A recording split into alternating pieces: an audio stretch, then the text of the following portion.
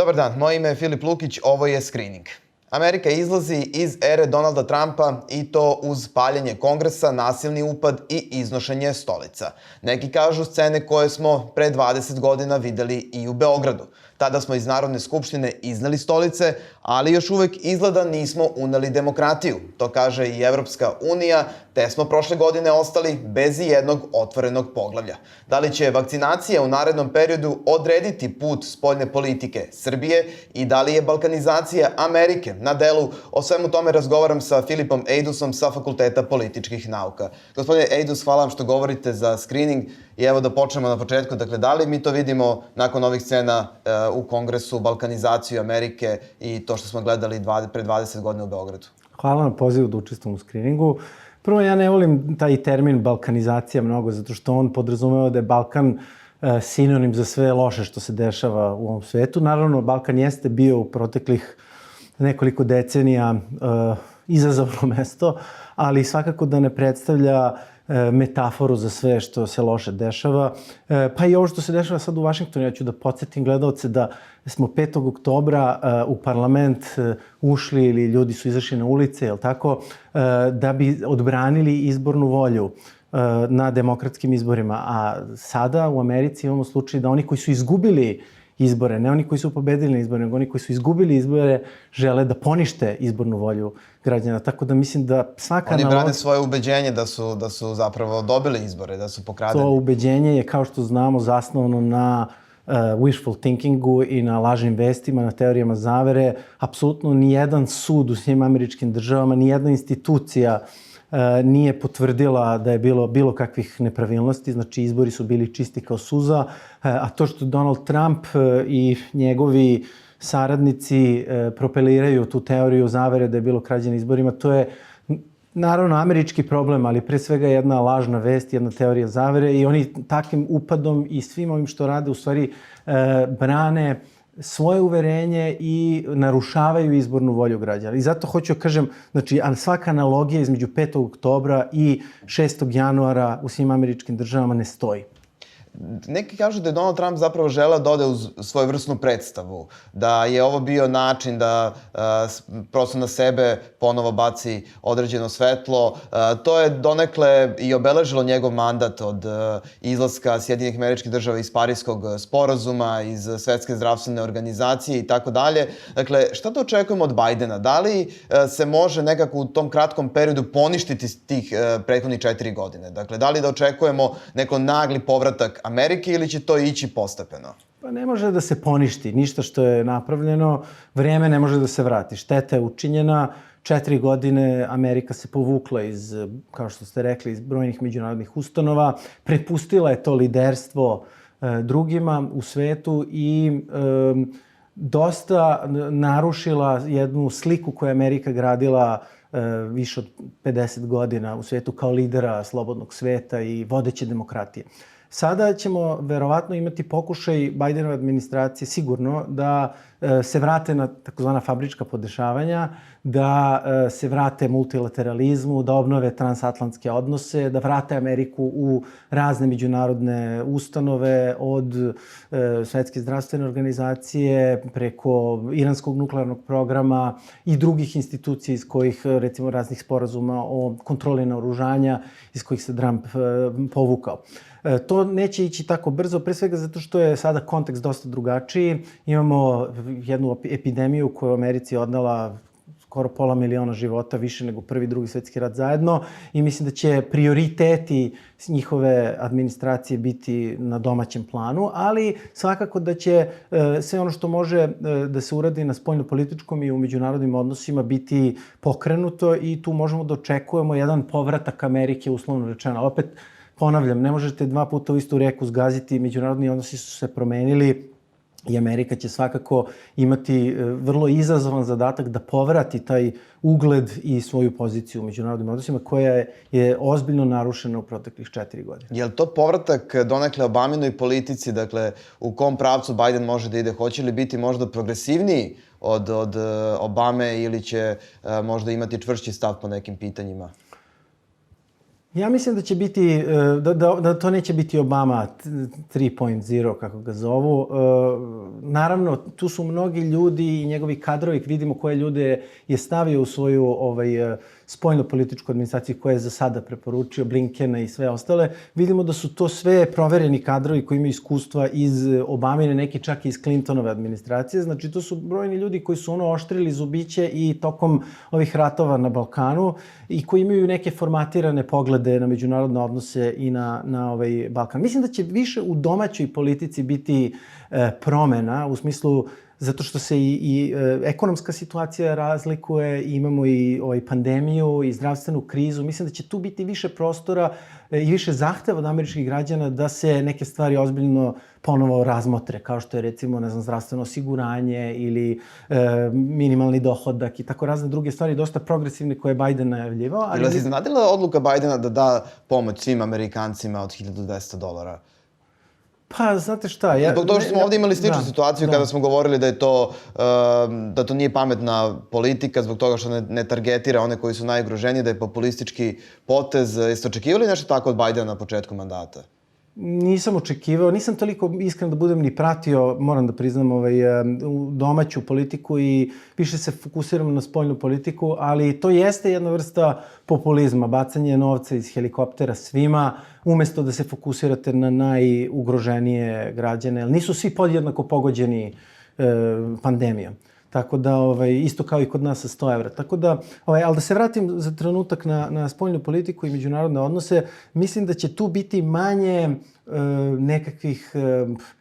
nekakvog eksperimentisanja nego u domaćoj. I manje, ajde da kažemo, nekih jako progresivnih, inovativnih ideja. Mislim da će pre svega da pokušaju da povrate ili da obnove ono što je razrušeno u proteklih 4 godina. To je ono što sam malo čas govorio. A na primjer, pristalice Trumpa kažu da ništa nije razrušeno, zbog toga što je, kako kažu, jedini predsjednik koji nije pokrenuo rat, odnosno nije bi imao tako agresivan pristup u spoljnoj politici kao prethodne administracije. Kako vi gledate na to? Pa ja se ne slažem da nije ništa razrušio. Nije prvo istina da nije vodio agresivnu politiku. To je čovjek koji je naručio ubistvo drugog pomoći čoveka, funkcionera u Iranu, i to dronom su ga pogodili na aerodromu u Bagdadu, dakle u drugoj zemlji. To je čovek koji se povukao iz klimatskog sporazuma. Svi znamo da su klimatske promene najveći izazov 21. veka i u stvari jedini egzistencijalni izazov koji zaista može da nas sve uništi kao civilizaciju. Čovek koji se potpuno neodgovorno povukao iz toga i ugrozio zapravo budućnost čitave planete. Time, to je čovek koji se povukao iz iranskog nuklearnog programa i koji je direktno svojom politikom vodio ka vojnoj konfrontaciji sa Iranom. Ovo malo čas sa dronom je samo jedna epizoda. Čovek koji se povukao iz raznih sporazuma o kontroli naoružanja na kojima počiva mir u Evropi i u svetu u posthladnoratovskom i, ako hoćete, i od hladnoratovskog perioda. To je čovek koji je sistematski narušavao multilateralne osnove na kojima zaista neki liberalni međunarodni poredak se zasniva i koji održava ajde da kažemo, neku kakvu takvu stabilnost u svetu koju imamo i svet koji je relativno bezbedan za demokratije.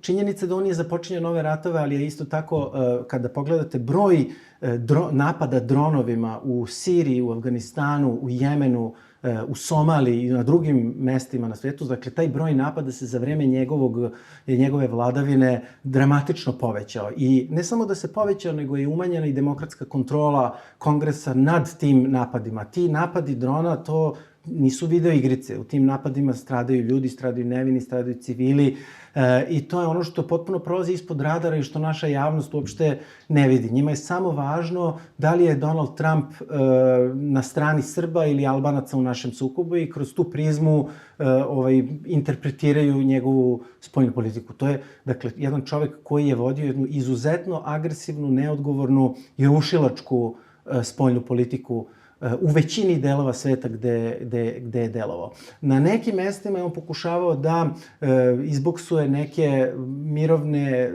pregovore ili neke diplomatske inicijative kao što je Severna Koreja, kao što je ovo sa Kosovom, kao što su mirovni sporazumi između Izraela i nekih arapskih zemalja, ali u većini tih slučajeva, kao što znamo da je bio slučaj u našem, kao što znamo da je bio slučaj u Severnoj Koreji, to su bili više marketinški, čarobnjački trikovi za slikanje koji uopšte zapravo nisu rezultovali promenom na terenu, već su bili isključivo photo opportunity koji su služili Trumpu da on demonstrira svoju diplomatsku nadmoć, a svi koji prate spoljnu politiku i diplomatske poslove u svim američkim državama znaju da je njegova spoljna politika bila potpuno nekompetentna. Spomenuli ste Balkan nekoliko puta, ali pre nego što sad pređemo na region, očekuje nas izbori u Nemačkoj, Biden dolazi na čelo Amerike, takođe dogodio se i taj, tako reći, fini razvod Evropske unije i Velike Britanije. Šta da očekujemo u tom trojstvu? Dakle, između Amerike, Nemačke i Velike Britanije. Kako će ti odnosi izgledati ukoliko u Nemačkoj se nastavi politika Angele Merkel ili ukoliko dođe do nekog prekida i zaokreta? Pre svega smatram da će Bidenova administracija da na neki način preuzme poziciju vođstva sa zadnjeg sedišta, kada je evropska bezbednost i evropska politika u pitanju. Znači, oni će da prepuste liderstvo Nemačkoj u okviru Evropske unije i u njihovoj politici na Balkanu i mislim da pre svega ćemo imati jedno obnavljanje tog savezništva Brisela i Vašingtona. Kad kažem Brisela, mislim na Evropsku uniju, na čelu pre svega sa Nemačkom kao sa najmoćnijom državnom članicom. Posebno nakon izlaska Velike Britanije, taj balans se sad pomera u pravcu sve snažnije vodeće uloge Nemačke i mislim da tu će Biden prosto obnoviti transatlantsko partnerstvo i prepustiti Nemačkoj liderstvo unutar Europske unije, pa i po pitanju Balkana. Naravno, podržavaće i aktivno će da učestvuje u svim tim procesima koji se dešavaju, ali neće više da soliraju kao što to radio Trump, neće da imaju zaseban track, zasebne inicijative, već će sve svoje inicijative da prethodno dogovaraju sa Nemačkom i sa Europskom unijom. Tako da mislim da imamo jednu situaciju u kojoj ćemo imati mnogo veće transatlantsko saglasje u naredne 4 godine, nego što je to bio slučaj do sada. Hoće li takav stav Bidena administracije da onda ubrza pregovore Beograda i Prištine ili da je dodatno uspori? Jer Evropska unija se dosta tromo pokazala u vođenju tog procesa, za razlikom primjer Trumpove administracije. Mislim da možemo da očekujemo ubrzavanje tih aktivnosti nakon kosovskih izbora, koji su zakazani za februar. Nakon toga siguran sam da će biti obnavljanje aktivnosti. Imaćemo jedno snažnije delovanje i Brisela i Vašingtona, ali zajedničko u pravcu postizanja finalnog sporazuma. Da li će do tog sporazuma doći? Ja mislim da neće, nažalost. Mislim da prosto konjunktura i dalje nije takva da do nekog sveobuhvatnog sporazuma koji podrazumeva priznanje dođe u narednoj godini i za to postoji više razloga. Jedan razlog je taj da u Beogradu ne postoji i dalje apetit, interesovanje za finalni sporazum i za priznanje. Ali čekaju nas izbori od 2022. na početku skoro. Čekaju nas izbori 2022. ako ne i ranije. To je još jedan razlog zašto ne verujem da će u poslednjoj godini pred izbore Aleksandar Vučić praviti nekakve teške kompromise, zato što to može da mu se obije o glavu na izborima. Takvi teški kompromisi se uglavnom prave na početku mandata, zato što onda imate dovoljno vremena da građani malo zaborave, malo oproste, malo razumeju sve ono što ste napravili. Tako i briselski sporazum bio relativno na početku, nekoj prvoj fazi njihovog mandata kad su došli 2012. godine. Dakle, mislim da u toj poslednjoj predizbornoj godini u Beogradu svakako neće biti apetit za jedno takvo rešenje koje bi moglo da dovede i do nekakvog sunovrata ili gubitka glasova na izborima. S druge strane, i to je vrlo važno reći, i mislim da bez obzira na retoriku, bez obzira što Brisel naravno se zalaže za to da se taj sporazum potpiše što pre i da je to u svačijem interesu, ja nisam baš siguran da sve države članice žele da vide sveobuhvatno rešenje i sklanjanje kosovskog problema sa stola, zato što bi to raščistilo put i otvorilo jedan otvoreniji zahtev za brzo pristupanje Evropskoj uniji. Pretpostavka je da bi Srbija pristala na tako nešto samo ukoliko bi dobila garancije da će to da i otvori put ka Evropskoj uniji. Međutim, postoje države članice, kao što je Francuska, ali i neke druge koje se manje čuju, koje nisu zainteresovane za brzo članstvo i za brzo proširenje i u kojima bi takvo jedno rešenje izazvalo jednu vrstu strepnje i teskobe da sada moraju da priznaju, da prihvate neke nove države članice kada to njihovo javno mnjenje nije spremno da prihvate. Tu smo imali slučaj Severne Makedonije. Sad, vrlo često se i ovde u javnosti govori kako građanima uopšte objasniti da je potrebno rešiti kosovski problem da bismo ušli u Evropsku uniju, a onda vidimo da Severna Makedonija nije ni makla sa mesta na kom je bila, iako je rešila višedecenijske probleme. Tako je. Vrlo često se pravi greška, kaže se šta Evropska unija hoće od nas, da li Evropska unija želi da nas primi, Evropska unija je ovakva, Evropska unija je onakva. Zaboravlja se da je Evropska unija jedan vrlo kompleksan mehanizam koji se sastoji prvo od evropske administracije, od Evropske komisije, Evropske službe za spoljne poslove, Evropskog parlamenta, ali da se sastoji i od 27 sada država članica koje same unutar sebe nisu uvek unitarne i unisone po pitanju proširenja. Tako da ali su bile povodom, na primjer, istočnog proširenja. Dakle, to je postao jedan moment u kom je postojalo saglasje u Evropi da tih 10 država treba da pripada Evropskoj uniji. To je bilo drugo vreme. Prvo bilo je manje država članica, postoje konsenzus među tim državama članicama, završio se hladni rat, treba da učinimo Evropu slobodnom i celom ponovo. To je zaista bio istorijski zadatak jedne čitave generacije političara u celoj zapadnoj Evropi. Danas je Evropa i Evropska unija daleko kompleksnija, daleko ima više tih pokretnih delova, daleko ima više evroskepticizma u starim, ali i u nekim novim državama članicama, recimo u baltičkim, posebno po pitanju ulaska Srbije i država koje su možda tako proruski orijentisane.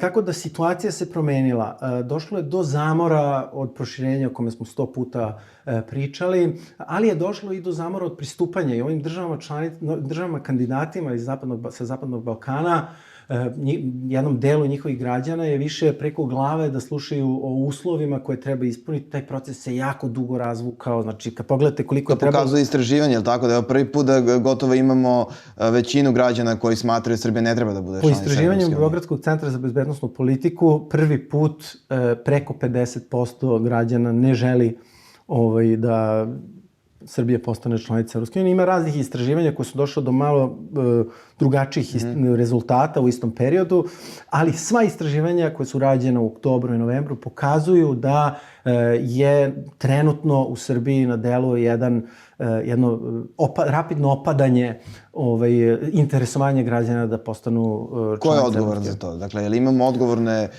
političke elite ovde u Srbiji, da li je Brisel ili građani? Pre svega mislim da su političke elite odgovorne, građani svakako da su najmanje odgovorni za to.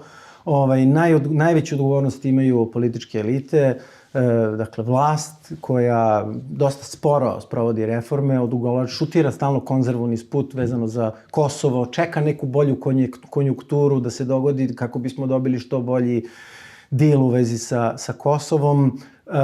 Ne radi mnogo ili gotovo ništa u poslednjih godinu dana na reformama iz oblasti vladavine prava, poglavlja 23-24, nemamo ni jedno otvoreno poglavlje i umesto da rade svoj domaći zadatak i da pokušaju nešto da promene, oni se svađaju, optužuju opoziciju da je ona kriva ili intelektualce da su oni krivi zbog situacije ili evropsku prebacuju loptu na teren Evropske unije. S druge strane, postoji delimično i odgovornost nekih država članica Evropske unije koje nisu dovoljno možda iskrene, koje strateški žele da vide Zapadni Balkan u Evropskoj uniji, ali možda ne baš sada, ne tako brzo, ne odmah, hajde malo da još malo se konsolidujemo, da prođe ova kriza, da rešimo neka druga pitanja, pa ćemo onda o tome da raspravljamo. I onda to naravno šalje signale koji su, ja mislim, jako pogrešni, onda se oni interpretiraju ovde da Evropska unija ne želi Srbiju u svom članstvu, što nije istina. Znači, Evropska unija kao evropske institucije su naš najveći saveznik i one jako predano rade na tome i mnoge države članice, većina država članica žele da se to dogodi i žele da se to dogodi što pre. Postoje, rekao sam, neke države koje su skeptične, ali naš zadatak nije da upiremo prstom u njih, nego da dajemo sve od sebe, da pokažemo da smo u stanju, da ispunimo sve kriterijume i da onda pridobijemo što više saveznika kako bismo napokon završili to poglavlje u svojoj spoljnoj politici i mogli da se fokusiramo na neka druga tema. Ali kolika je ta generalno tromost Evropske unije? Dakle, nesumnjivo da je Evropska unija najveći donator u Srbiji, da je takođe tokom pandemije dala najviše sredstava. Međutim, imamo izjavu predsjednika koji kaže Srbija je prva uplatila novac u COVAX sistem, nismo još dobili ni jednu vakcinu. Dakle, kako građani da razumeju te poruke? Da to je takođe verovatno tačno, Srbija još nije dobila ni jednu vakcinu iz tog sistema, dok su stigle vakcine iz Rusije i Kine. I kako dočekujemo od građana da sada kaže da Evropska unija je naš najveći saveznik, a da nam nisu poslali ni jednu vakcinu? Prvo, treba stvari staviti u malo širi kontekst. Treba pogledati šta je sve Evropska unija do sada dala, koliko milijardi evra za Zapadni Balkan, a koliko Rusija. Treba pogledati koliko je Evropska unija odvojila novca za ekonomsku obnovu Zapadnog Balkana, a koliko Rusija. Znači, treba staviti stvari u širi kontekst, a ne izvlačiti sada jednu stvar i na osnovu toga zaključivati evo, Rusi su naši prijatelji. To jeste njihova, kako kažem, soft power diplomatija. Oni vrebaju priliku da spinuju određenu vez da bi onda građani koji ne prate stvari i ne vide širi kontekst mogli da kažu pa evo, Rusi su nam dali vakcine, ali Evropska unija nije. A što je Evropska unija dala mnogo više sredstava za oporavak od COVID-a i što nam pomaže da prevaziđemo na strukturan način ovaj problem, možda nije bila tako brza, isto kao što nije bila tako brza sa respiratorima, sećate se na početku.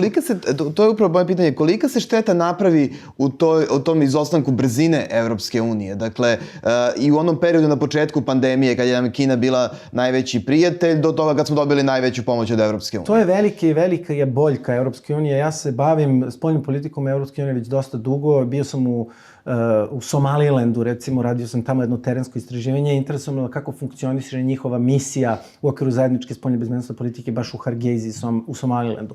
I to je zapanjujuće da je to jedna od osnovnih primjedbi koje lokalci imaju na Evropsku uniju tamo, da sve užasno puno traje. Dođu, ne znam, Turci, dođe u Ujedinjeni Arapski Emirati, oni traže od njih, ne znam, neko sanitetsko vozilo, dobiju ga sutra. A sa Evropskom unijom to se čeka mesecima, možda i godinama, da sve prođu sve odluke, da prođe sva papirologija, da se svi zakoni, sva pravila ispoštuju, da bi onda se isporučila neka pomoć.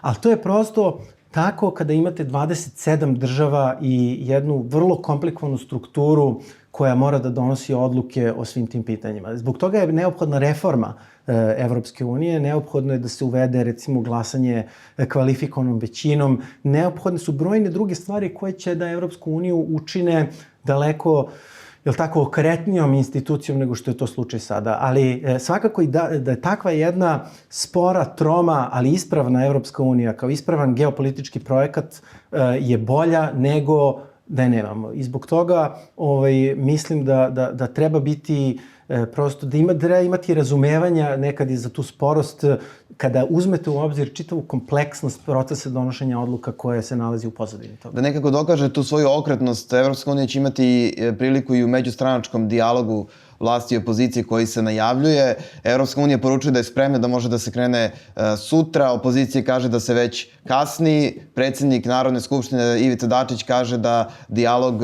nije lista želja i želje slušalaca, da bi svako ko učestvuje u dijalogu mora da ima politiku. Dakle, šta da očekujemo od tog dijaloga i nekako toliko različitih stavova koje imamo u poslednje vreme? Ja bih voleo da su strane uspele da pronađu dogovor i u razgovoru bez posrednika. Naravno, uvijek je bolje kada vam ne treba posrednik, ali očigledno to nije bilo dovoljno. Očigledno da, pre svega, vlast nije dovoljno ozbiljno shvatila potrebu da se izađe u susret opoziciji. Većina tih preporuka koje su se iznedrile u tom razgovoru nisu ispoštovane, posebno one najvažnije vezane za slobodu medija, RTS i tako dalje. I očigledno je da je angažovanje Evropskog parlamenta bilo neophodno i potrebno. Angažovanje Evropskog parlamenta se u Severnoj Makedoniji pokazalo kao jako dobro 2015. godine. Pre toga smo imali Pribeov izveštaj o vladavini prava, nakon toga smo imali Pržinov sporazum zahvaljujući medijaciji Evropskog parlamenta, i država je uspela da izađe iz političke krize i došlo je do, na kraju krajeva, i smene vlasti. Poenta demokratije jeste da se vlast smenjuje, da podsjetimo. Hoćemo li mi nekako obrnutim tempom? Dakle, uključili smo Evropski parlament u rešavanje, koliko ne dođe do dogovora, hoćemo li imati političku krizu? Jel postoji opcija da opozicija ponovo bojkotuje izbore? Mi već sada imamo političku krizu, ona može samo da se produbi. Ja se nadam da opozicija neće da napravi grešku i da ide ponovo u bojkot. Oni jesu ovim prethodnim bojkotom nešto postigli. Postigli su to da se ogoli ta autokratija, mada smo mi svi znali i svi oni koji se bave istraživanjem demokratije su znali da demokratija u Srbiji je bila na jako lošem mestu i pre toga. Ono što su sada postigli jeste da su to nekako ogolili, demaskirali i stavili u prvi plan taj gotovo jednostranački parlament. Ali po koju cenu? Po cenu da vi izgubite 2 godine da nemate ni jednog predstavnika ni u jednoj instituciji. To je, ja mislim, ogromna cena. Nešto je postignuto, ali previše je plaćeno. Mislim da je tada bilo bolje, ali sad lako je vraćati se, svako je general posle bitke, tada da se išlo na internacionalizaciju pritiska i na izlazak na izbore na kojima bi vlast morala da pokaže bukvalno pred internacionalnim svedocima da izbori nisu fer i slobodni. Ali imali smo neke kozmetičke promene kojim je vlast pokušala da dokaže kako je napravila kompromis. Imali smo kozmetičke promene i oni nisu čak ni morali preterano na sam dan izbora da rade sve ono što bi inače radili, zato što opozicija nije učestvovala na izborima. I onda opet nemate case, nemate jasne dokaze koje možete da pokažete da izbori nisu fer i slobodni. Imate sve ono što je strateška manipulacija izborima, što je apsolutno sastavni deo izbornog procesa i bez toga sloboda medija, funkcionerska kampanja i sve ostalo, nema fer i slobodnih izbora. Ali na sam dan izbora, s obzirom da opozicija nije učestvovala, vlast nije morala da ode ekstra milju, što se kaže, ili kilometar, da uradi napor više kako bi pobedila opozicija. Sad, ja mislim, ovo je sad repriza i mislim da je sad dobra prilika da se opozicija urazumi, da počnu da se organizuju za sledeće izbore, da uz pomoć stranih predstavnika se ponovo sve one preporuke koje CRTA iznela i druge organizacije stave na sto i da se onda izvrši pritisak na njih koji će da traje do samog izbornog dana da se ti uslovi i ta pravila poštuju. Mislite da će da popusti vlast pod pritiskom? Mislim da vlast verovatno neće popustiti, ali će zato dokazi i čitav slučaj biti mnogo jasniji pred očima celokupne međunarodne zajednice, pre svega Evropskog parlamenta, ali i svih ostalih, da izborni proces od početka do kraja, od raspisivanja izbora do samog dana izbora i onog perioda koji ide posle toga nije fer i slobodan, i onda će malo da se promeni odnos prema vlastima. Možda će vlast i da, s obzirom da je takva situacija, se opameti i da počne da menja pravila igre i da popušta taj autokratski pritisak. To bi bilo jako lepo, ali i naivno od nas da tako nešto očekujemo. Ono što mi je bilo zanimljivo, i to evo za kraj sam ostavio, napisali ste u tekstu da demokratija se u Srbiji urušava prethodnih 8 godina, da je sada nekako taj krug zatvoren, da smo u autokratskom režimu. Što baš sada? Šta se to dogodilo da kažemo da je ovo u Srbiji danas autokratija? Taj tekst sam napisao nakon što smo dobili istraživanje javnog mnjenja, i to je u stvari tekst o istraživanju javnog mnjenja, o tome kako se javno mnjenje na neki način vratilo u onaj period 90. godina, gde su najveći neprijatelji Nemci, Albanci, Hrvati, najveći prijatelji Kinezi i Belorusi, i u kojima više nema prostora ni za Evropsku uniju, da ne pričamo o NATO, podrška za članstvo u NATO je na istorijskom minimumu, uvek se kretala između oko 10%, recimo, sada je spala na ispod 5%, i razni drugi parametri koje mi pratimo godinama su sada na nekom najnižem nivou, i to je bio povod da se taj tekst napiše. Zašto je sad demokratija u lošijem stanju nego ranije? Kao što ste rekli, taj proces traje, erozija demokratije se ne dešava preko noći, jel tako, to traje od 2012. godine. Sada je takva situacija da suštinski imamo maltene jednopartijski parlament, to je jedna stvar. Imamo totalnu dominaciju nad svim medijskim kanalima, nad svim televizijama sa nacionalnom frekvencijom. Imamo pritiske na opoziciju. Zapravo opozicija i ne postoji. Opozicija se toliko razdelila i toliko je nepostojna da imamo utisak da je vlast potpuno razobručena i da može da radi apsolutno šta želi zbog toga što ne postoji nikakva kontrateža sa druge strane. Dakle, ranije smo imali jednu koncentraciju vlasti, dakle, i sprečavanje podele vlasti. Ali smo imali neku opoziciju kao kontratežu s druge strane. Sada imamo koncentraciju vlasti u vladi oko predsjednika, potpuno pretvaranje parlamenta u jednu fasadnu instituciju, urušavanje vladavine prava traje već dosta dugo i nepostojanje opozicije kao jedine kontrateže u takvom sistemu. I onda je to zaista, kako vam kažem, jedna situacija u kojoj više ne može uopšte se govori čak ni o nekoj nekonsolidovanoj demokratiji, već je to ono što politikolozi zovu kompetitivni autoritarizam ili hibridni režim, neliberalna demokratija. To kaže i Freedom House i druge međunarodne Ali ne treba nama Freedom House da kaže. Mi smo znali da ne živimo u demokratiji pre nego što je Freedom House napisao taj izražaj. Građani Srbije vrlo dobro znaju koji prate i koje to interesuje, kakvo je stanje demokratije. Pitanje je da li građani u Srbiji toliko interesuje demokratija. Mislim da, nažalost, građane mnogo više interesuje to kako žive, da li imaju novca da napune frižider, a da li postoji podela vlasti, većinu građana to, nažalost, ne dotiče. Trebalo bi da ih dotiče, zato što su te dve stvari i direktno povezane, ali još uvijek nismo došli do tog stadijuma političke kulture da ljudi to shvate. Samo još jednu stvar da kažem, znači, mi smo znali, naravno, da je demokratija u Srbiji u problemu i pre tog izveštaja Freedom House. I pisali smo o tome kao politikolozi i govorili dugo godina.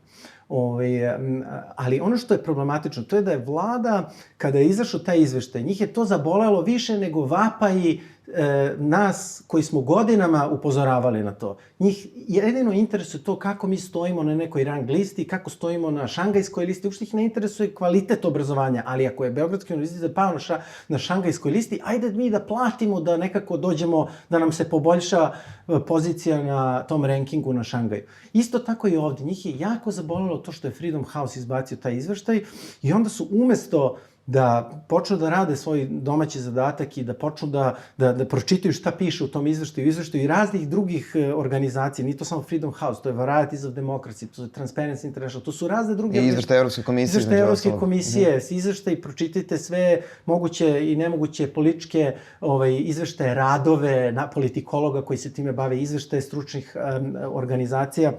Vidjet ćete jednu sličnu ili istu ocenu. I oni umesto da pročitaju šta tu piše i da vide da li nekako mogu spreče totalni brodolom demokratije, savjetnici premijerke su svoju pamet uzeli da troše na to da se raspravljaju sa Freedom House-om oko njihove metodologije. Mislim, to vam pokazuje jednu totalnu nezrelost i infantilnost političku koju zanima samo to, moja slika, kako izgleda moja slika u međunarodnoj javnosti, a šta zapravo se dešava u realnosti i kako zapravo izgleda život, to je manje važno.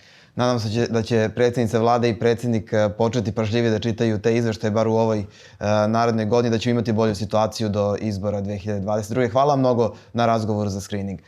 Hvala i vama, bio ovo još jedan screening.